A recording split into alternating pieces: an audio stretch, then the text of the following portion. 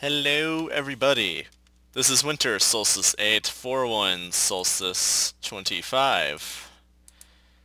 How are you doing? Okay, so in today's video I would like to go over how to make laboratories in Minecraft, or at least a lot of the basics to making laboratories that I've personally seen or come up with. Alright, so this was one of those ideas that I actually kind of came up with on my own. So this is a test tube. We got this guy in here. Yeah, he's stuck in here. This is solid glass, and this is very doable even in survival mode.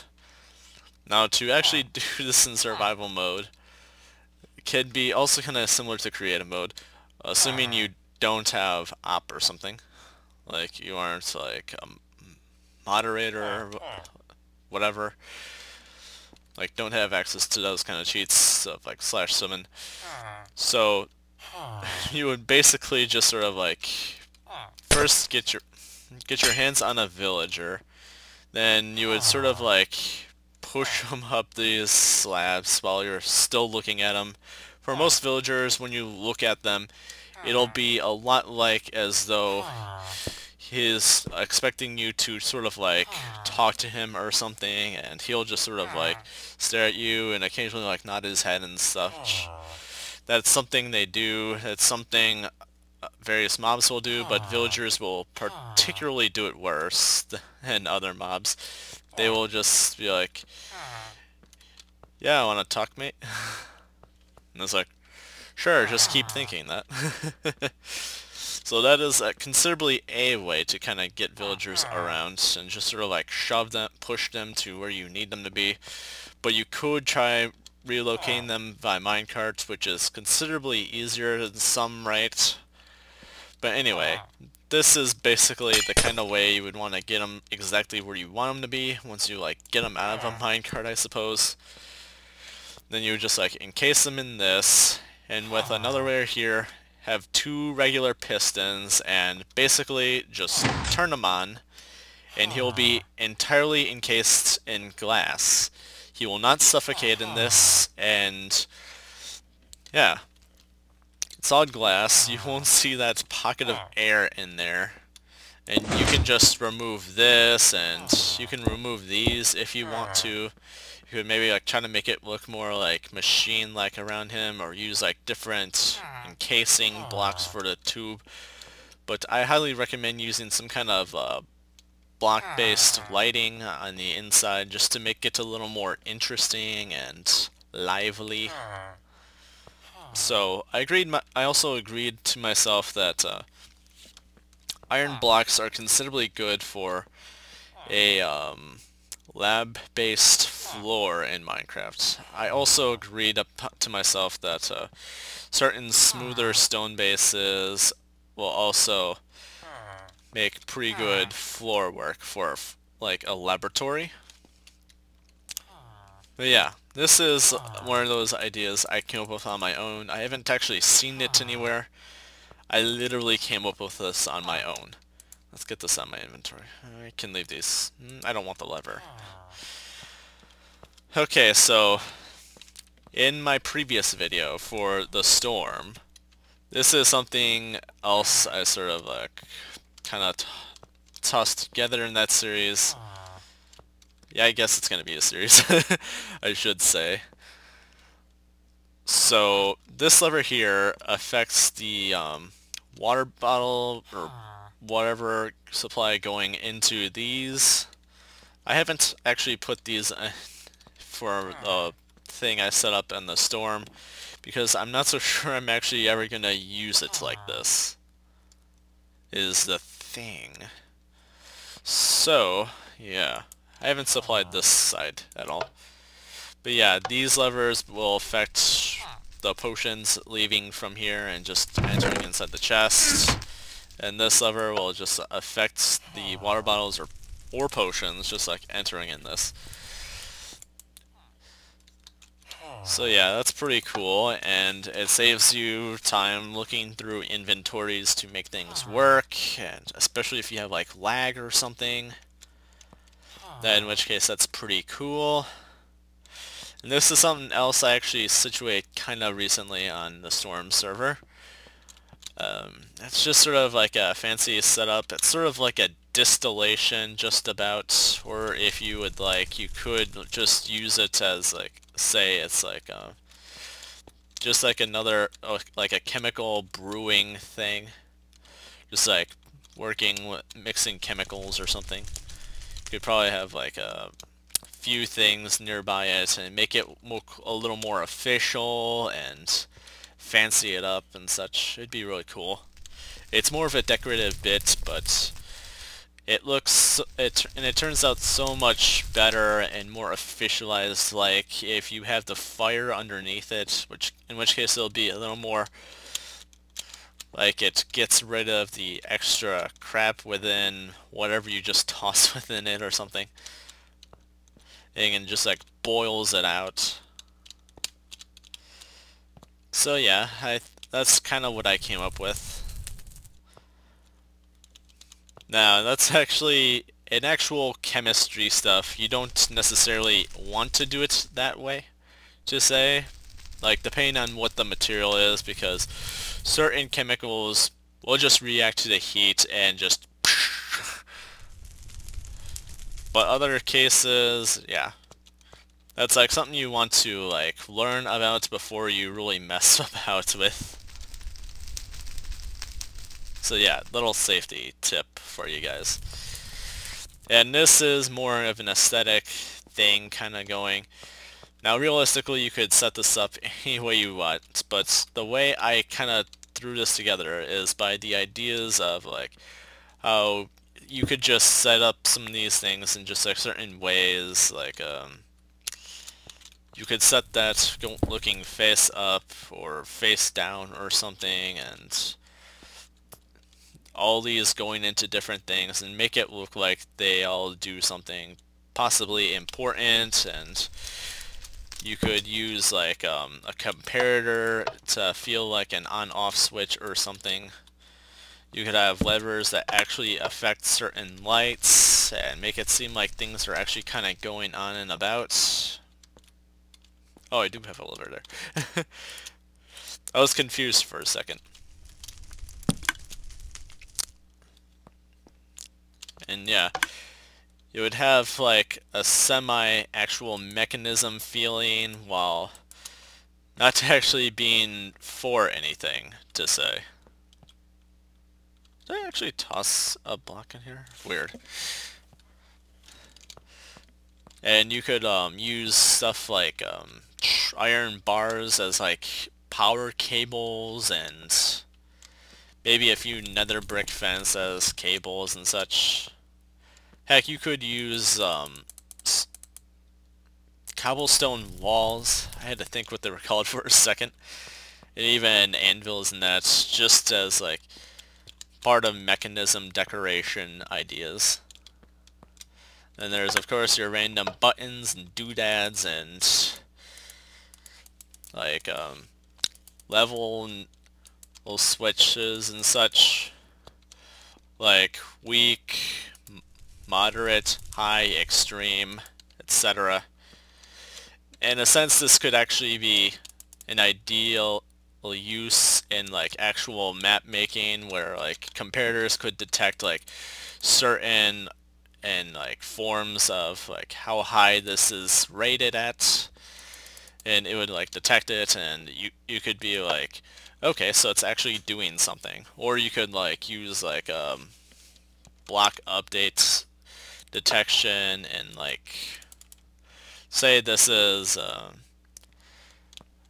thing being updates through block updating, and could probably update another thing, and that could just trigger something and be, and the main thing being like in focus of that could be cycling through a series of things based on the number of things you have here, like 1, 2, 3, 4, I think that would be really cool. That could totally be doable, I think.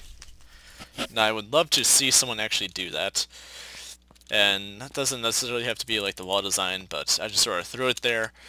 But you could also use like iron blocks as like somewhat mechanism base, just to make it feel a little more techy and such. Yeah, this was just sort of an idea I had. It doesn't really necessarily have to have a purpose, but it can be there. Also, then here's like my list of ideas I've had so far for like walls, or like the basic laboratory walls, really. I haven't really like come up with anything about ceilings, but I don't think a ceiling has to be very particular for a lab, but you could have like you could use brewing stands in like a singular hole in the ceiling as like a fan, and then like, you know what, let me just demonstrate this. Okay, first let's have iron trapdoor. Then I have to find a brewing stand. I always have to think where brewing stands physically are located. Like something like this, just... And I broke that. Oh. Just like sort of close it like this, and it'll feel like a ventilation system. I think that would be pretty cool. It would be alright for a laboratory, and lighting is really up to the person, but I would highly recommend like from redstone lamps to glowstone to sea lanterns. Don't use torches unless you want it to feel like an old castle or something. In which case that'd be a little more fine, but I would suggest staying away from that. Especially don't use jack-o'-lanterns unless if you have it kind of hidden. So yeah. But yeah, this was my list of like wall suggestions. There's stone slabs, there's iron blocks, there's stone bricks, which I would recommend a little mixture of all of them to make it a little more interesting, a little more engaging for the eyes in the sense of history that the area has been in. Maybe a few vines controlled by like some string to make sure they don't grow anywhere you don't want them to be. And then this was my last idea, which was a bit of some like polished andesite, regular andesite, and stone. The stone and regular andesite would be like the regular, more natural, like weathered bits, and this would be like the more controlled, more constructed bit to like keep it a little more sturdy and together, and shows like a bit of history also to the laboratory design. Like say it's an underground lab or something, and maybe old and seen some crazy days and experiments or something. Like I think that'd be interesting. And now to other parts of like sort of more lab-ish stuff. Okay, so for this part, this is if you're a little more on the practical side and more technical side as well. Also, I should probably block this up. This was supposed to be capped off. And this is actually why I have a creeper egg in my inventory. So the idea of this is if you were into like the mob farming stuff. For those into mob farming, like making farms for like mobs and like relocating them, like this is mostly a hostile mob sort of thing really. And basically you would just sort of like drop one in, and it'll just like, first it'll get caught in there, then it'll be taken by current and just like going down this chain. So I have this here in case if there's like a smaller mob, like say a baby zombie, in which case it could probably dodge that top block. And like, well, that I clearly didn't design this correctly. I think this needs to be like 1 over or something. And like a little more, yeah. Clearly I didn't do this correctly, but this is the basic idea. It almost works while saving the creeper. And now he's free to unleash onto the world. But yeah, with this you could considerably relocate hostile mobs and just like control the farming of them, sorta, or just do whatever you want with them in the most celebratory like style. Now the point of these here is like my recommendation of like glass types to use for such a thing. Like these are the most ideal things to use if you want to see most of what's going on. Actually, I think I want to take this one out now that I have like a better look at it. So these are ideally the most see-throughable blocks to actually sort of conduct this kind of thing with, and if something ever goes wrong, you'll have a better sight as to where it's going wrong. So I realize what my actual problem with this is. Like, it has too much current going forward that it's just it pushed the creeper too far forward, and it just got caught at this air pocket. Not really a bubble to say. You don't have that kind of bubble in Minecraft. But anyways, with the part with this ice here, it's actually quite similar to if you are relocating items. Now let me quickly show you what I mean by that. Now, if you're ever looking for a easier way to relocate items besides than just like doing it by hand or doing it by hopper or something, considerably you would want ice, water, and signs.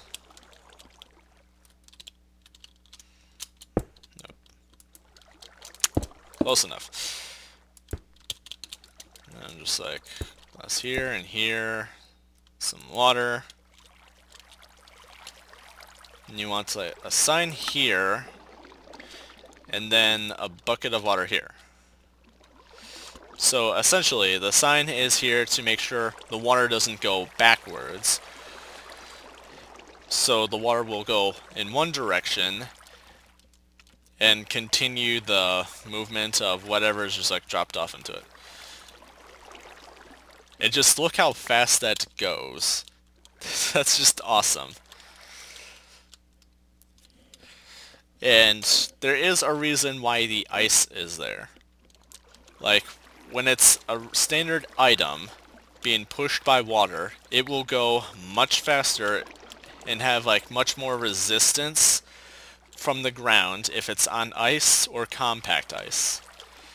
So realistically, it's better if you have compact ice, because while you can't exactly craft it and really farm it,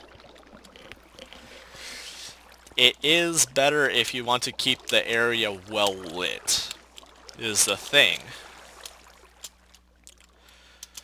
Like, if you want to make sure mobs don't magically just like,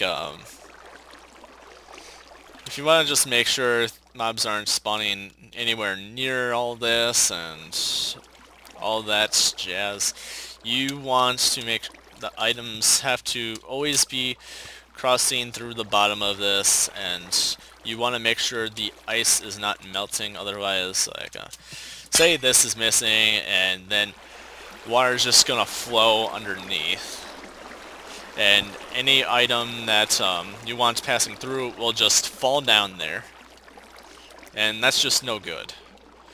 So you usually want packed ice, and I think packed ice is also somewhat faster than regular ice in terms of item transportation. So yeah, that's good. reason for that. As we're sending an item upward, there is actually a sort of easier method for that. Let me see if I can... I'm trying to think how to situate this. I think I should just start like a whole nother thing, really.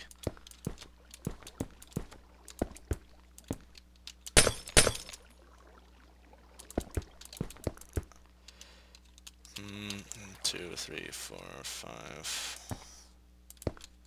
Okay, make this a little shorter.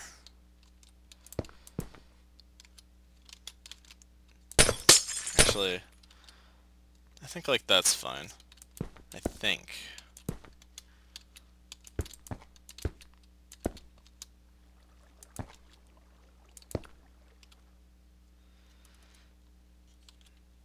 And then I think I need solid blocks here, down here.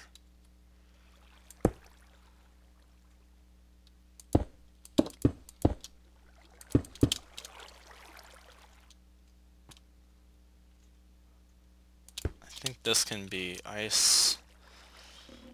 And then I'm gonna need fence.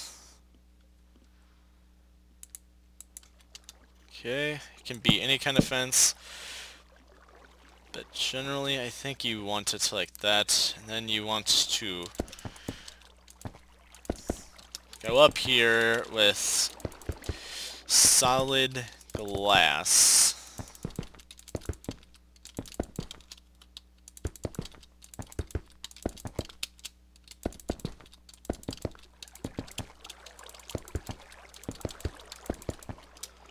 Or at least for a little bit you want it to be solid glass. Let me test this. Yep. That is an item elevator, my friends. That is an item elevator. It is a really nifty trick. So from what I can understand of it, when you, with this much force provided by the water and the ice, once it goes into it'll hit this side and carry on past this fence, then it'll perform sort of like a glitch through the next fence and just go pretty much upwards. Now make sure the block underneath the second fence is a solid block and not a transparent one, because you basically want to make sure that all of those other extra sides are basically solid blocks.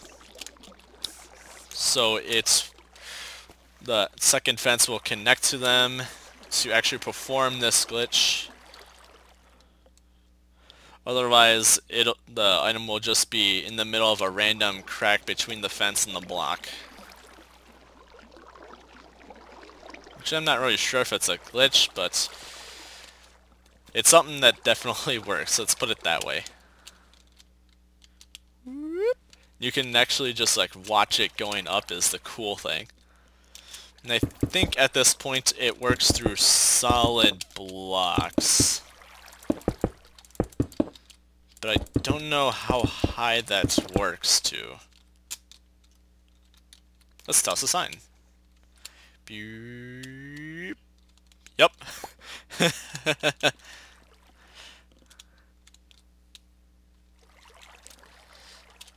So yeah, that's all cool and such, and you could have like a really cool looking spot where it comes out of if you really want, and it'll be like, bring me this item, and it'll just like come out of this fancy looking spot. Like you could like decorate the heck out of it. I don't know what the limit is to how far it could go up though. If there is a limit, that is. Oh.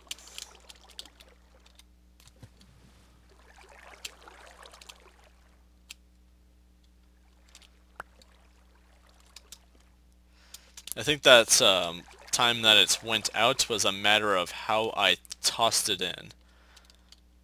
I realized that was actually kind of a thing.